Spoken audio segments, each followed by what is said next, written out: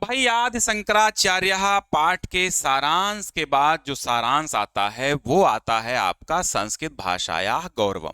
और आप खुद ही देख सकते हैं कि बार बार ये पूछा गया है, लगातार 24 तक ये पूछा गया है, आगे भी पूछा जाता रहेगा 25, 26, 27, क्योंकि इतना इंपॉर्टेंट ही है ये।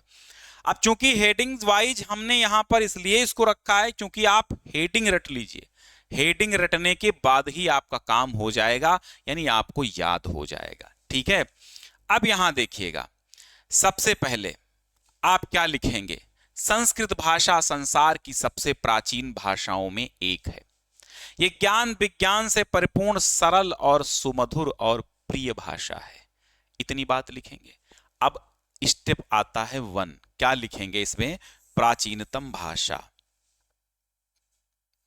प्राचीनतम भाषा संस्कृत भाषा, देखो सुधार कर लीजिएगा, संस्कृत भाषा विश्व की समस्त भाषाओं में प्राचीनतम है। विपुल साहित्य यानी विशाल साहित्य वाली है, ज्ञान विज्ञान से संपूर्ण परिपूर्ण है, संपन्न है ज्ञान विज्ञान से, सरल भाषा है, मधुर भाषा है, सरस भाषा है और मनोहर भाषा है। संस्कृत भाषा को देववाणी भी अथवा गीर्वाण भारती भी कहा जाता है। इस बात को पाश्चात्य भाषा विद्वान भी मानते हैं। ग्रीक, लैटिन आदि भाषाओं से भी पुरातन यानी प्राचीन, प्रचुर साहित्य संपन्न भाषा है। इस बात को 200 वर्ष पहले ही सर विलियम जोन्स ने घोषित कर दिया था कि भाई संस्कृत ही सर्व प्राचीन भाषा है। ये विलियम जोन्स ने पहले ही स्थापित कर दिया। तो पहले नंबर में आपने इस स्टेप में क्या देखा? इस स्टेप में क्या लिखेंगे आप? शुरुआत में क्या लिखेंगे कि संस्कृत भाषा की विशेषता लिखेंगे कि सर्व प्राचीन भाषा है। सर विलियम जोन्स ने भी इसको घोषित कर दिया है। इसका विभिन्न 18 पुराणे और वेद वेदांग सबकी रचना हुई है। विपुल साहित्य ज्ञान विज्ञान से परिपूर्ण है। संस्कृत भाषा सरल, सुमधुर और मनोहर भाषा है। इसको देववाणी, गीर्वाणवाणी, प्राचीन भाषा भी और अन्य समस्त भारतीय भाषाओं की जननी भी कहा जाता है। हो गया। फिर क्या लिखेंगे? प्राचीन काल में सर्वसाधारण की भाषा, ये भी लिख देंगे। अगला स्टेप, आप हेडिंग डालें या ना डालें, मैंने डाल के समझा दिया आपको। प्राचीन काल में सर्वसाधारण की जो भाषा थी वो भैया संस्कृत भाषा थी, यानी सभी की लोक व्यवहार की भाषा थी। जैसे आजकल हम लोग हिंदी खड़ी बोली बोलते हैं, ऐसे ही प्राचीन काल में संस्कृत भाषा आम बोलचाल की भाषा और व्यवहार की भाषा हुआ करती थी। अब ये जो संस्कृत भाषा प्राचीनता और जन सामान्य प्राचीनता एवं जन सामान्य की भाषा होने के, प्राचीनतम लिखेंगे, प्राचीनतम और जन सामान्य की भाषा होने के विषय में एक दृष्टांत प्रचलित है। क्या प्रचलित है कि उसे देखकर एक लकड़हारा जो था वो भाई लकड़ी का गट्ठर सिर पर लादे हुए जा रहा था घर की ओर। तो उसे देखकर राजा ने कहा, भो भारम बाधते, अरे भार परेशान कर रहा है।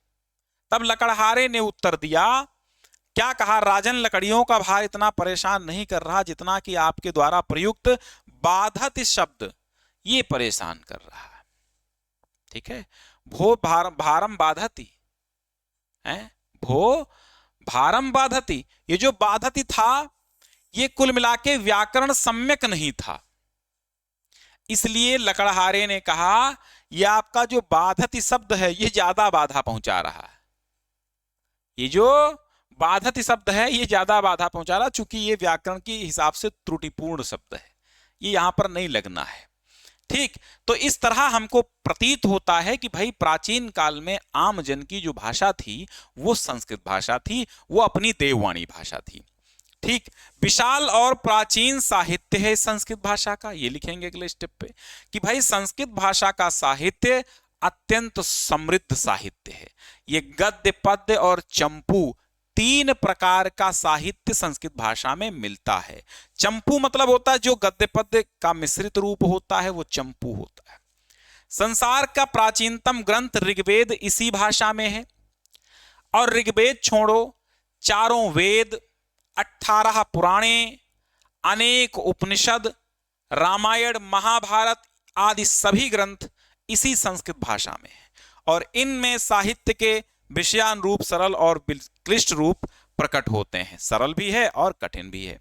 संस्कृत भाषा के जो महान कवि हैं वो वाल्मीकि हैं, व्यास हैं, भवभूति हैं, कालिदास हैं, श्रीहर्ष हैं, दंडी हैं, बाण हैं, अश्वघोष हैं, सुबंधु हैं, भारवी हैं, माघ हैं, बहुत सारे संस्कृत के महान कवि और लेखक हैं। और महाकवि कालिदास की रचनाएं तो विश्व प्रसिद्ध हैं, जो संस्कृत भाषा के गौरव को द्योतित करते हैं।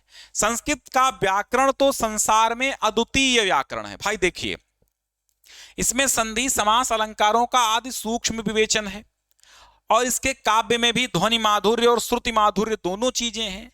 आप अंग्रेजी का व्याकरण लेंगे, वर्ब, ऑब्जेक्ट, सब्जेक्ट इत्यादि पढ़ना पड़ता है। कर्ता क्रिया कर्म अगर एक क्रम में नहीं होंगे तो गलत हो जाएगा। हिंदी है, कर्ता क्रिया कर्म एक क्रम में नहीं होंगे, गलत हो जाएगी। लेकिन संस्कृत में ऐसा कोई नियम नहीं है कि कर्ता पहले रखो क्रिया बाद में रखो, कि क्रिया पहले रखो कर्ता पहले रखो। चाहे आप कर्ता, जैसे आप लिखेंगे अयम बालकः दुग्धम पिबति, अयम बालकः दुग्धम पिबति, तो आप लिख दीजिए दुग्धम पिबति अयम बालकः, अर्थ तो भी वही निकलेगा।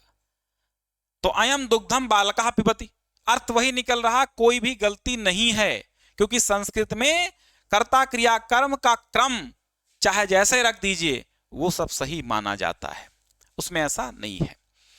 अच्छा, भाषागत विशिष्टताएं देखिए। संस्कृत भाषा के वाक्य विन्यास में, जैसे अभी मैं बता रहा था कि शब्दों का स्थान निर्धारित नहीं होता। वाक्य के अंतर्गत प्रयुक्त जो शब्दों को कहीं भी रखा जा सकता है, इसके वाक्यों के अर्थ में कोई परिवर्तन नहीं होता। जैसा मैंने बताया कि अगर हम कह दें अयम बालकः दुग्धम पिबति, चाहे दुग्धम अयम बालकः पिबति, चाहे लिख दें अयम बालकः पिबति दुग्धम, बात एक ही है, कोई दिक्कत नहीं है। अध्ययन की दृष्टि, अध्ययन की आवश्यकता। भाई, प्राचीन भारतीय मनीषियों के उत्तमोत्तम विचार और अन्वेषण इसी भाषा में निबद्ध हैं। अपनी सभ्यता, धर्म और संस्कृति को अच्छी तरह समझने के लिए संस्कृत का अध्ययन परम आवश्यक है। इस भाषा की उन्नति करने के लिए हमें सदैव तत्पर रहना चाहिए। इस भाषा की उन्नति से ही, भाई पंडित जवाहरलाल नेहरू ने कहा कि अपनी आत्मकथा में भी लिखा था कि संस्कृत भाषा भारत की अमूल्य निधि है, इसकी सुरक्षा का दायित्व तो हम सभी भारतवासियों पर है और संपूर्ण भारत पर है। ठीक है, तो संस्कृत भाषा गौरवम, संस्कृत भाषा गौरवम का भी सारांश हम लोगों ने पढ़ लिया। बहुत इंपॉर्टेंट है, इसको मत भूलिएगा। इसको बहुत ज्यादा अच्छे तरीके से एक बार पुनः आप इस वीडियो को बैक करके समझ लीजिएगा, क्योंकि यहां पर मैं लगभग 7 सारांश बताने वाला हूं, तो ये लगभग 6ठा सारांश मैं बता रहा हूं, बीच का एक मैंने छोड़ दिया है। अब आगे हम अगला सारांश पढ़ेंगे।